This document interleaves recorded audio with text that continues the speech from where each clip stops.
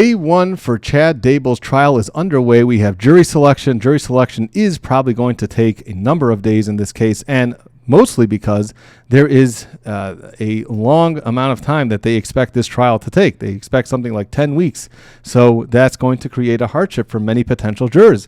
People have to go to work and can't take off that long, and people have scheduled vacations or other significant events, maybe a wedding or other important events that they don't want to miss, and they already have scheduled, and therefore the time itself is going to be a hardship. So a big part of jury selection, especially in a case like this that's going to take so long, is the time alone going to be a hardship. And that can take up a lot of time going through every juror, figuring out whether it's a hardship, whether they can get coverage, whether they're able to take off of work, things like that. So nothing too exciting there.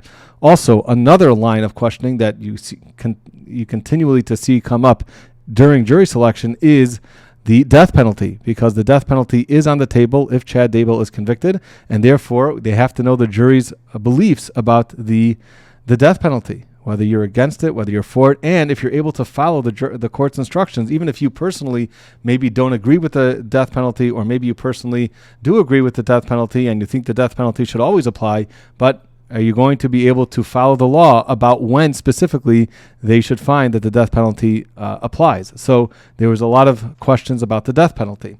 We're going to be jumping into more of the questions that the lawyers asked the potential jurors, which I always find interesting, and you can always learn a lot. And like I always stress in a lot of my videos, jury selection is so important in every single trial. It really, really is, and it's a very important time. And the attorneys that don't spend enough time and thought and effort into the questions that they're going to be asking the jury and how to get the jury speaking and to see what they really believe and their biases and prejudices and feelings, all that is so important during jury selection. So you really got to take it very seriously. It could be one of the most important times. It is one of the most important times of the trial. So it's nice that we're able to actually get an inside glimpse into some of the questions that were being asked. So we're going to be discussing some of that. But something just we should keep in mind is that it's a lot of it depends on what type of defenses or what type of arguments you're going to be making. So if you're the defense attorney for Chad Daybell, you want to know what type of arguments you're going to be making, and then see if this is a type of jury that will buy into any of the arguments that you're going to be making. So that's also an important part, even though the jury may think that you're just asking harmless questions, but really in the back of your mind, you're really just laying the seeds to see whether this is a juror that would agree with some of the arguments that you're going to be making in the future. Now, a lot of us have already seen the Lori Vallow trial, right? So we know that Chad Daybell was married to Lori Vallow. And just to catch you up a little bit, just some of the basic facts on this case, we had Chad Daybell, who was married to Tammy Daybell first. They had a number of children, and then Tammy Daybell was murdered. And 10 days after her death, well, at that point they didn't know it was a murder, but 10 days after her death, he goes and marries Lori Vallow in Hawaii. Very, very questionable that why he's doing that. 10 days after your wife of many years dies, and you're already off to the next woman 10 days later. Very, very suspect. Anyway, so he marries Lori Vallow. Lori Vallow has been married 4 times before, and she was actually having an affair with Chad Daybell. So Chad was having an affair with Lori Vallow while they were both married, and Lori Vallow's husband was murdered. I believe that was the case. He was murdered. Correct me if I'm wrong. And then Lori Vallow had these 2 children. So one of the children was J.J. Vallow, which is actually not her biological child. It's actually a nephew of hers that she took in, and Tylee Ryan from a previous marriage. And again, if I get any of these facts wrong, please feel free to correct me in the comments. So you've got these 2 children, J.J. Vallow and Tylee Ryan, who were of Lori's children, and you have Tammy Daybell. They all are murdered, and they are buried in Chad Daybell's backyard. So not looking amazing for Chad Daybell at this point. So Lori Vallow's trial already happened. She was convicted. She is now serving a life sentence without the possibility of parole for her convictions that she was guilty of conspiracy to commit first-degree murder as well. So now you have Chad Daybell's trial. And what most people are probably thinking is that they're going to see more or less the same of the arguments that were made in Lori Vallow's case. However, there was a comment made by Chad Daybell's attorney, and Chad Daybell made the following comment. He said, "Our version of the facts of this case will differ greatly from what Ms. Vallow and her legal counsel are going to be presenting. That was what John Pryor told a judge, and the reason why he was arguing that is that he wanted the trials bifurcated. Initially, both Lori Vallow and Chad Daybell were going to be tried together in the same trial with the same jury. And John Pryor, who was the attorney for Chad Daybell, argued to the judge that these trials should be separated, and you got to try Lori Vallow separately, and then afterwards try Chad Daybell, and that's exactly what the judge did do. He granted that motion, and part of the reason is that John Pryor was saying that there's actually going to be different defenses in Chad Daybell's case. Well, I'm sure everyone's wondering what can possibly be a different defense. Lori Vallow's defense was essentially that she had nothing to do with it. She was not part of this. She was not part of the conspiracy. She didn't agree to any of this, even though there's a lot of incriminating evidence, obviously, as what came out. But you would imagine that Chad Daybell's version of the events are going to be very similar, that actually he had nothing to do with this, murder, and he wasn't involved in the conspiracy, and maybe this is all Lori's doing. So still, I mean, you're going to have them pointing the finger at each other, so you can't have a trial like that. So the prosecutor starts off, and she says that I want the jury, I want you all, she's talking to the potential jurors, I want you to be brutally honest with me. And part of jury selection, which I always talk about, is so important. Jury selection might be the most important part of your case, because you really, if you can already identify some jurors that will be receptive of some of your arguments, that is a very big part that you need to do. So jury selection is so incredibly important, and you really have to be thoughtful as an attorney how to go about it. And part of that is that if you're going to be making certain arguments during the trial, you want to see if some of the jurors will be receptive to those types of arguments. So you can't, what you're not allowed to do during jury selection is say, hey, these are the type of arguments they're going to be making. How do you like them? Obviously, you can't do that. You can't try your case during jury selection, but you can already start to get a sense by asking them other types of questions to see whether they'll be receptive of some of your arguments. So, like I always say, jury selection is very, very important. So we are able to get a glimpse into the jury selection in this case, which is good. It's fortunate. It gives us a glimpse into some of the questions and what the strategies of the prosecutor and the defense are going to be in this case. So again, the prosecutor starts off, I want you guys to all be brutally honest with me. And she asks questions about what does it mean to be brutally honest. I don't know if that's necessary to actually make them give you definitions, but also part of what you're trying to do in jury selection is you're trying to make it conversational. You want to engage in conversation with some of these jurors, and you want to see let's see how they answer questions. Is someone going to be a leader? Is this someone who's going to dominate the conversations? You want to get people talking, and also, of course, you want to get their feelings. Sometimes if you don't know what their feelings are, and through conversation you can actually get them to say some of their feelings, that will give you some good indications whether you want this juror on the jury. So it's a good idea to ask open-ended questions. That's what you want to do during jury selection. It's not like cross-examination. You don't want the shortest answer. You want them to engage with you. You want them to have a conversation with you and talk.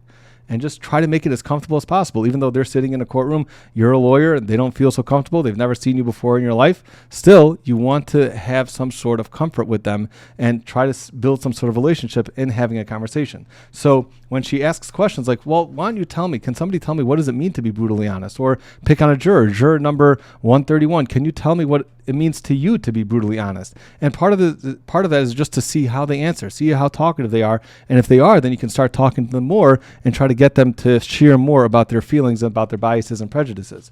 So that was one thing. Also, of course, it's very important for the jurors to understand that this is not a quiz. There's no right or wrong answer. We just want you to be honest and just tell us what you're feeling, and you want to make that very clear that there's no wrong answer. Just tell us about this. So she follows up with the following question. Does everyone always enjoy and appreciate every single law? Do you always want to follow every single law the laws that we live under? And of course, most of the people are going to say, no, we don't want to follow every single law. Everyone's probably sped at some point in their life, and not every law do you want to follow exactly to the T. And the point of that is to let them know that even though we all do kind of live in that world where we don't love and appreciate every single law, but in this courtroom, the judge is going to be instructing you on specific laws, and even if you feel that the laws are unfair, you still have to follow them. And that's an important line also to open up. If you feel that some of these laws are not fair, what would you do in that case? Would you be able to still follow the judge? and his instructions, or would you, decide on your own that this is just a law that's not fair, and therefore you're just not going to follow it? So that's also an important line to open up with the potential jurors, and that's what the prosecutor did. Another thing she said is that my kids like cheesy eggs. This is what she said. She said, my kids like cheesy eggs, or maybe one of her child likes cheesy eggs, and she only wants it done a certain way. That's what she wants. She wants it done a certain way. So I listen, even though I don't always agree with the way that she wants me to make the eggs. I wanted them to be maybe a little more healthy or things like that, but I listen. And that's essentially what she's also trying to stress here, that even though you may not like what the judge is telling you is the law, still you're going to have to follow it. And she engages with the jury with this, which is good. I mean, you may seem like, why are you engaging? Why are you asking people how their kids like their eggs? And she did that.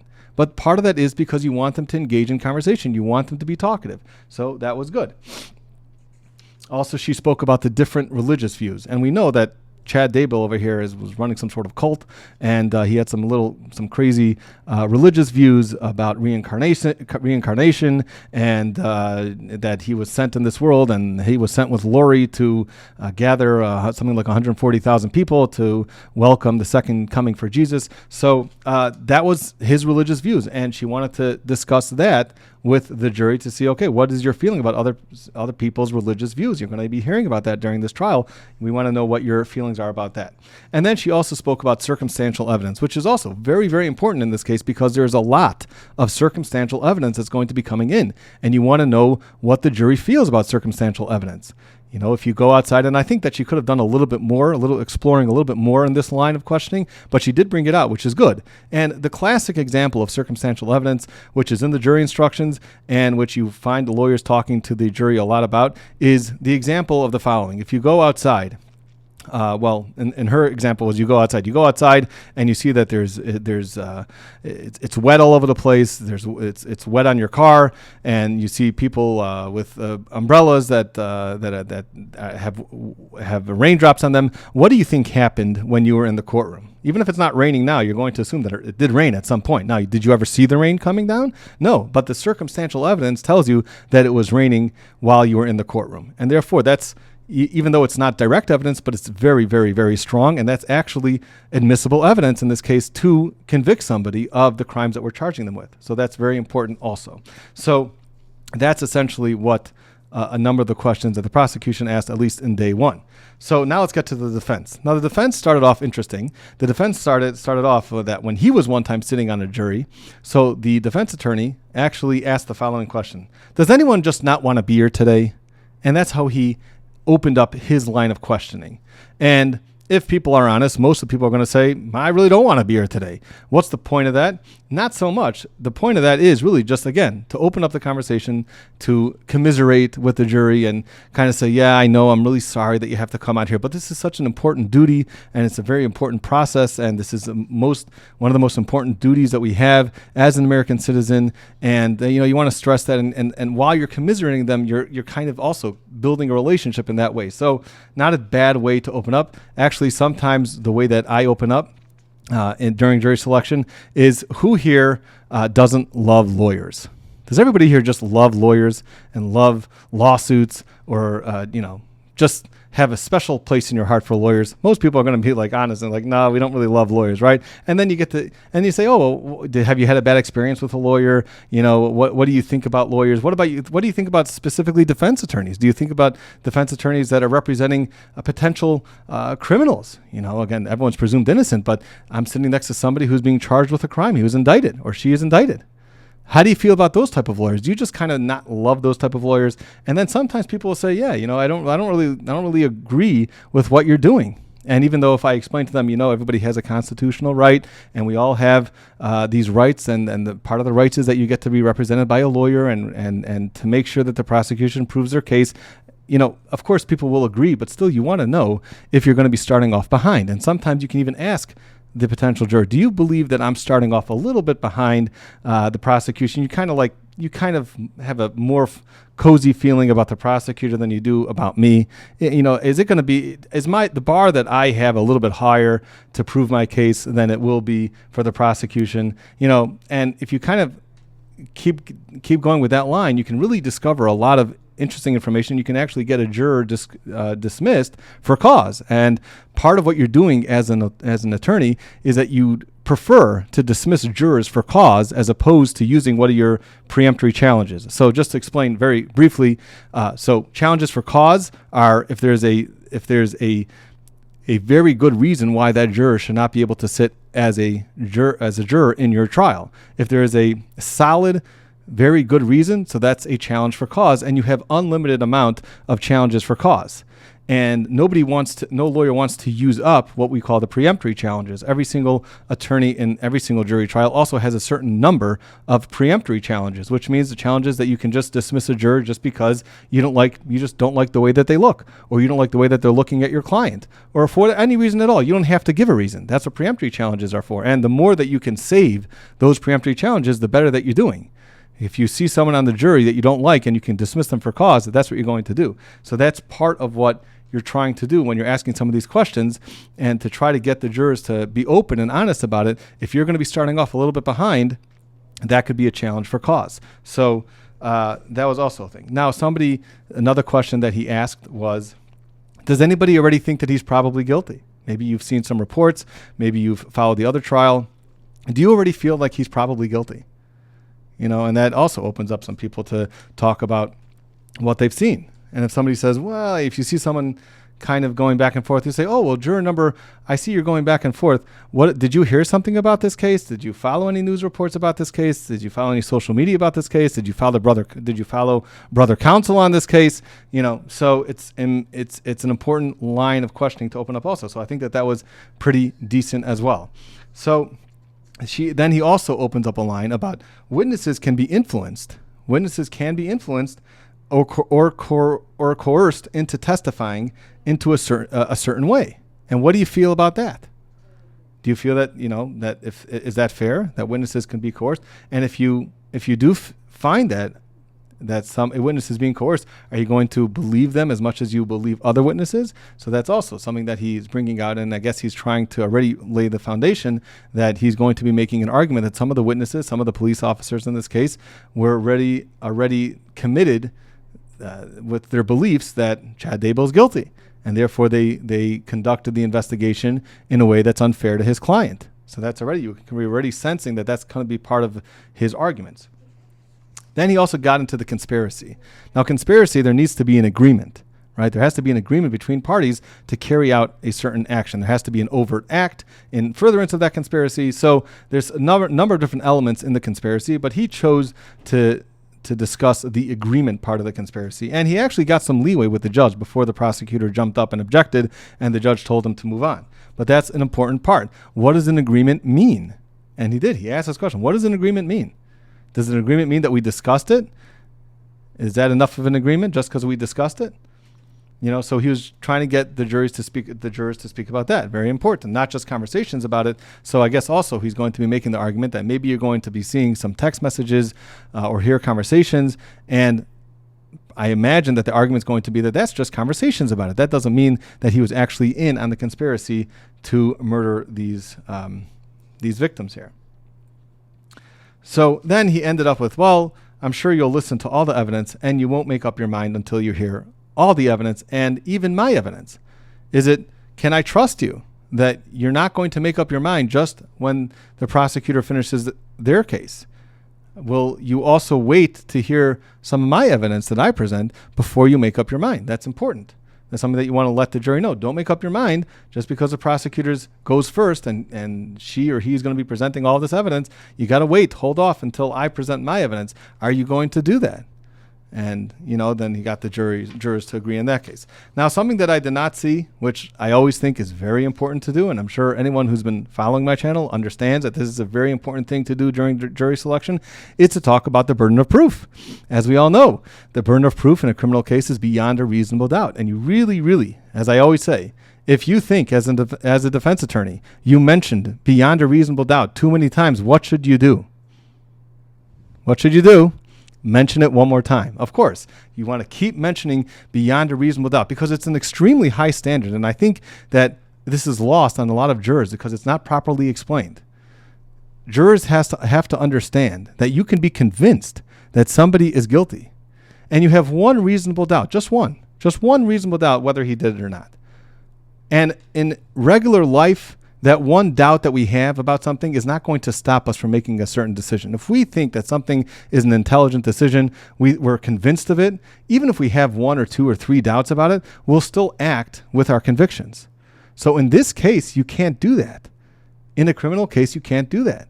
It has to be, even if you're clearly convinced that Chad Daybell, for example, is guilty of this crime, but if there's one reasonable doubt, just one, then the law requires you to come back as not guilty. And then you open up a whole line of questions. Does anybody think that that's just not fair?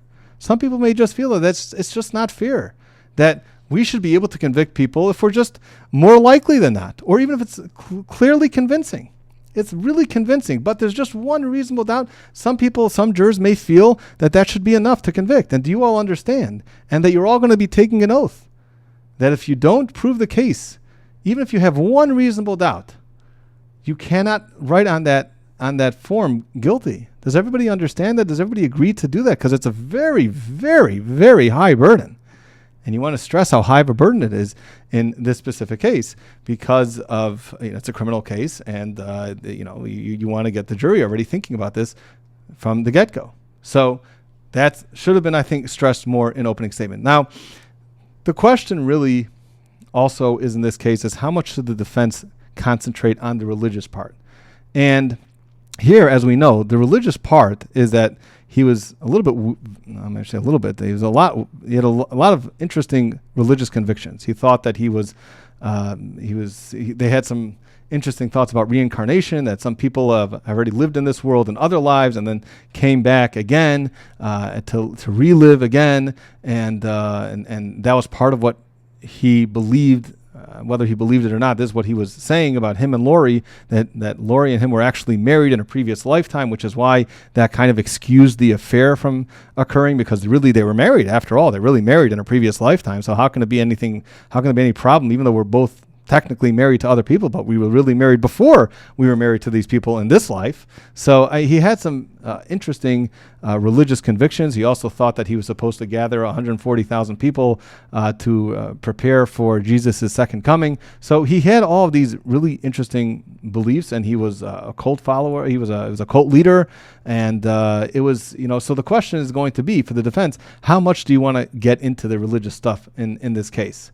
Because it's really not a defense in the slightest. The fact that he had these ridiculous religious beliefs is not a defense.